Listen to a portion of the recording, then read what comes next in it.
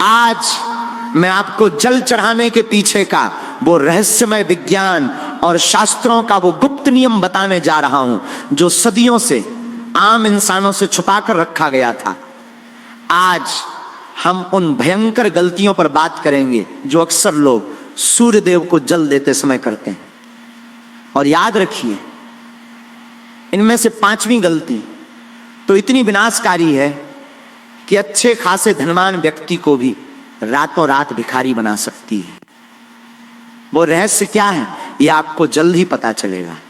तो उससे पहले बालाजी के सच्चे भक्त इस चैनल को सब्सक्राइब कर लो, वीडियो को लाइक कर दो और कमेंट में लिख दो बागेश्वर धाम की जय। लेकिन पहले यह समझना बहुत जरूरी है कि आखिर ब्रह्मांड के सबसे बड़े ऊर्जा स्रोत के साथ हमारा जुड़ाव गलत दिशा में क्यों जा रहा है। सूर्य देव केवल एक ग्रह नहीं है, वो इस पूरे ब्रह्मांड की आत्मा है। जब आप उन्हें जल अर्पित करते हैं तो आप केवल पानी नहीं गिरा रहे होते, बल्कि आप अपनी आत्मा का सीधा संपर्क उस महाशक्ति से कर रहे होते हैं। लेकिन क्या आपने कभी सोचा है कि जब हजारों लोग एक ही तरीके से जल चढ़ाते हैं तो कुछ लोग आसमान की बुलंदियों को छू लेते हैं और कुछ लोग उसी गरीबी और दुख में क्यों तड़पते रहते हैं? इसका उत्तर हमारी प्राचीन कथाओं में छिपा है। पुराणों में एक कथा आती है, एक बहुत प्रतापी राजा था।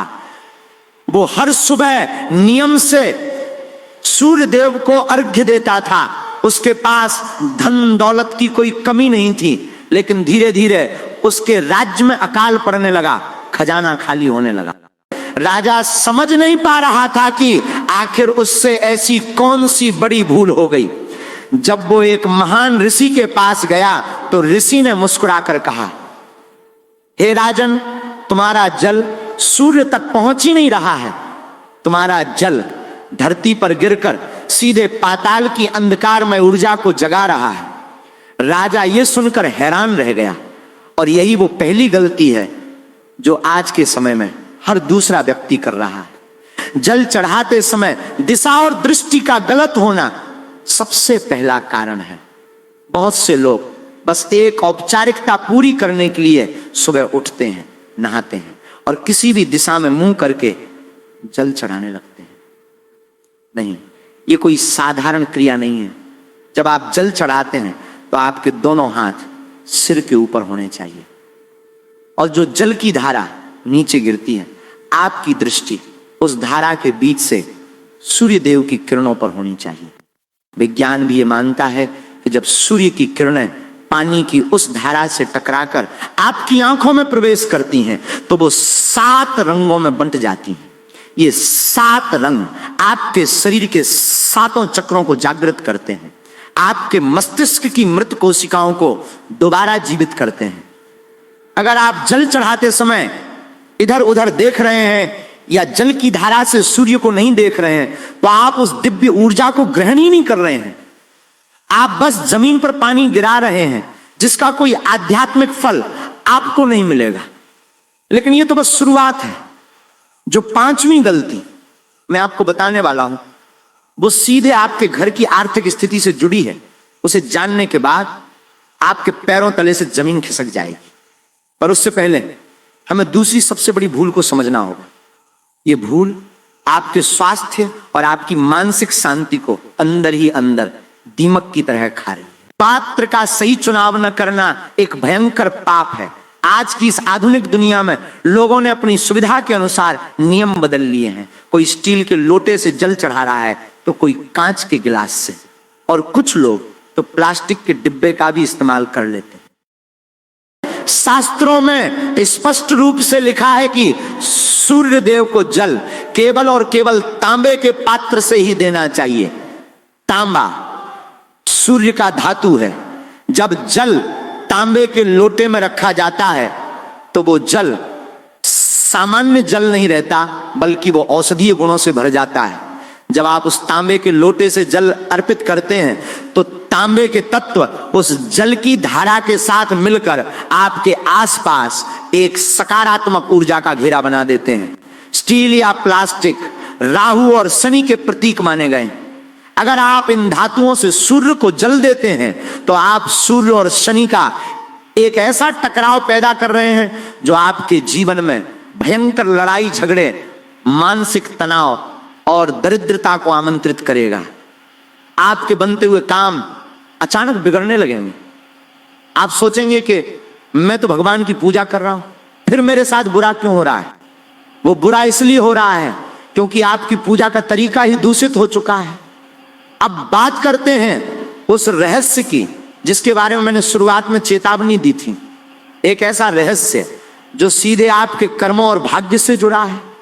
आप जल कैसे चढ़ाते हैं, आप कहां खड़े होते हैं, इन सब बातों का आपके भाग्य पर बहुत गहरा असर पड़ता है। जब आप नंगे पैर सीधे नंगी जमीन पर खड़े होकर जल चढ़ाते हैं तो वो ऊर्जा आपके शरीर से होती हुई सीधे धरती में समा जाती है। आपको उसका कोई लाभ नहीं मिलता।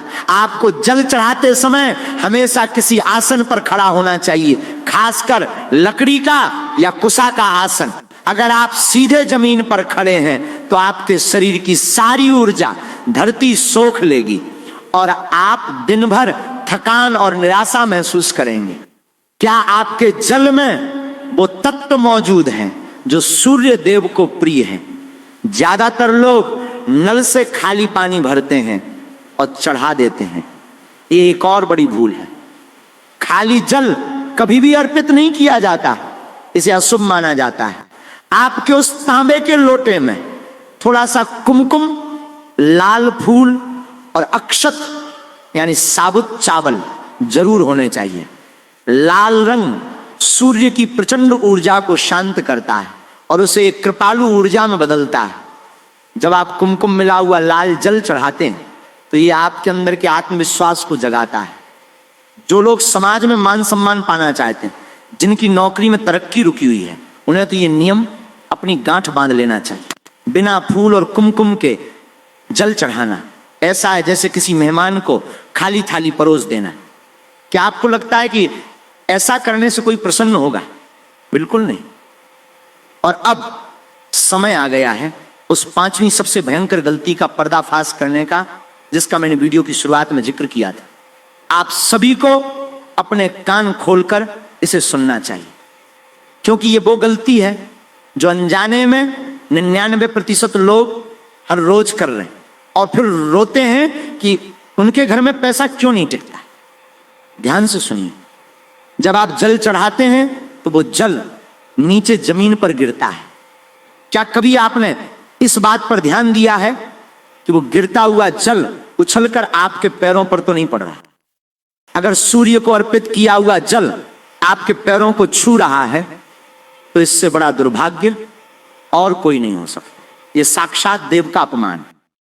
जिस जल को आपने सूर्य की पवित्र ऊर्जा से भर दिया है, वो जल जब आपके पैरों की गंदगी और अशुद्धता से टकराता है तो एक भयंकर वास्तु दोष और पितृ दोष उत्पन्न होता है।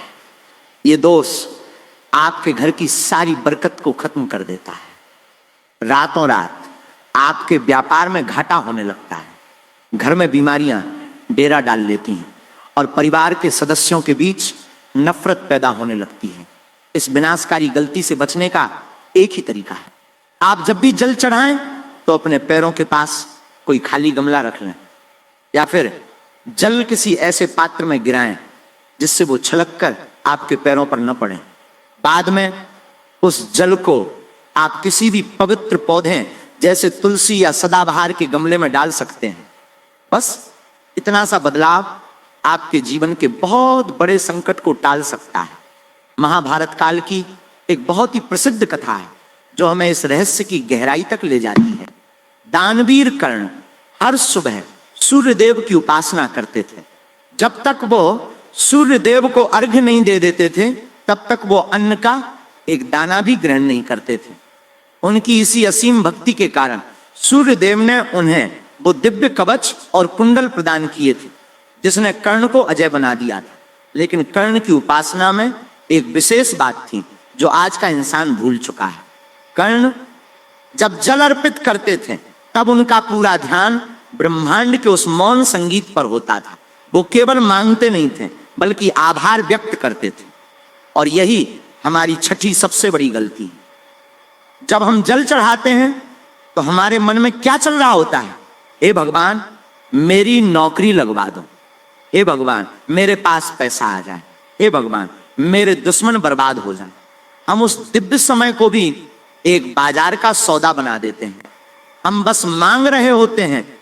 जल चढ़ाते समय आपके मन में कोई भी सांसारिक इच्छा नहीं होनी चाहिए।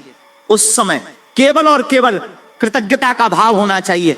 आपको धन्यवाद देना चाहिए उस प्रकाश का जो पूरी दुनिया को रोशन कर रहा है। आपको गायत्री मंत्र का जाप करना चाहिए या फिर सूर्याय नमः का उच्चारण करना चाहिए। जब आपका मन शांत होगा और आप बिना किसी स्वार्थ के जल चढ़ाएंगे तो सूर्य देव आपकी वो इच्छा भी पूरी कर देंगे जो आपने कभी मांगी ही नहीं होगी। आपकी खाली झोली खुशियों से भर जाएगी। लेकिन अगर आप लालच और डर के साथ जल चढ़ाएंगे तो आपको केवल निराशा ही हाथ लगेगी। और अब वो सातवीं और अंतिम गलती जो आपके समय चक्र को बिगाड़ रही है, समय का गलत चुनाव। सूर्य देव को अर्घ्य देने का एक निश्चित समय होता है। बहुत से लोग अपनी नींद पूरी करके सुबह 8 या 9 बजे उठते हैं और तब जल चढ़ाते हैं जब सूर्य पूरी तरह से आसमान में चमक रहा होता है और उसकी किरणें चुभने लगती हैं। ये एक बहुत बड़ा पाप है। शास्त्रों के अनुसार सूर्य को जल चढ़ाने का सबसे उत्तम समय वो होता है जब सूर्य उदय हो रहा हो, जब आसमान में लालिमा छाई हो। इस समय सूर्य की किरणें सबसे अधिक कोमल और ऊर्जावान होती हैं। उदय होते हुए सूर्य को जल देने से आपके जीवन में भी उन्नति और सफलता का उदय होता है। अगर आप दोपहर के समय या तेज धूप में जल चढ़ा रहे हैं तो आप सूर्य की उस उग्र ऊर्जा को आमंत्रित कर रहे हैं जो आपके जीवन में क्रोध, अहंकार और विनाश लाएगी। आपकी बुद्धि भ्रष्ट होने लगेगी और आप गलत फैसले लेने लगेंगे। इसलिए अपने आलस्य को त्याग दें। अगर आपको जीवन में कुछ बड़ा हासिल करना है तो आपको सूर्य से पहले उठना पड़ेगा। जो इंसान सूर्य को जगाता है वो दुनिया पर राज करता है, और जिसे सूर्य जगाता है वो जीवन भर संघर्ष करता रहता है।